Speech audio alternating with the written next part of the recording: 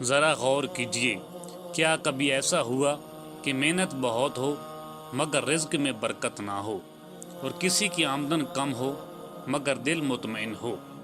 آج ہم حدیث مبارکہ کی روشنی میں جانیں گے کہ رزق کیسے بڑھتا ہے اور کن اعمال سے اللہ برکت عطا فرماتا ہے۔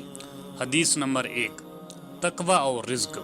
نبی کریم صلی اللہ علیہ وآلہ وسلم نے فرمایا، جو اللہ سے ڈرتا ہے اللہ اس کے لیے راستہ بنا دیتا ہے اور اسے وہاں سے رزق دیتا ہے جہاں سے وہ گمان بھی نہیں کرتا۔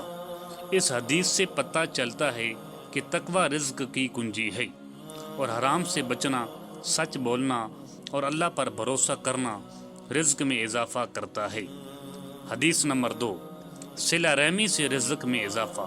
رسول اللہ صلی اللہ علیہ وآلہ وسلم نے فرمایا، جو یہ چاہے کہ اس کا رزق بڑھا دیا جائے اور اس کی عمر دراز کی جائے، وہ صلہ رحمی کرے۔ رشتوں کو جوڑنا، والدین کی خدمت کرنا اور قطع تعلق سے بچنا رزق کے دروازے کھول دیتا ہے۔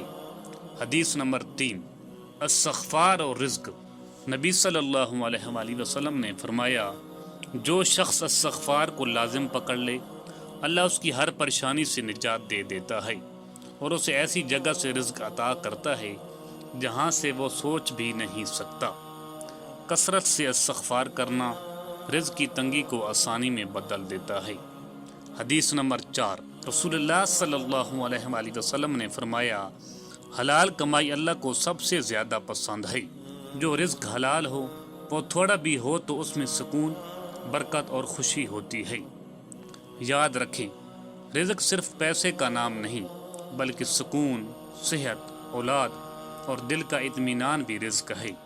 اگر ہم تقوی اختیار کریں، صلہ رحمی کریں، استغفار کو اپنائیں، حلال کمائی کریں تو اللہ تعالیٰ خود ہمارے رزق کا ذمہ لے لیتا ہے۔ اے اللہ، ہمیں حلال، پاکیزہ اور برکت والا رزق عطا فرما، آمین۔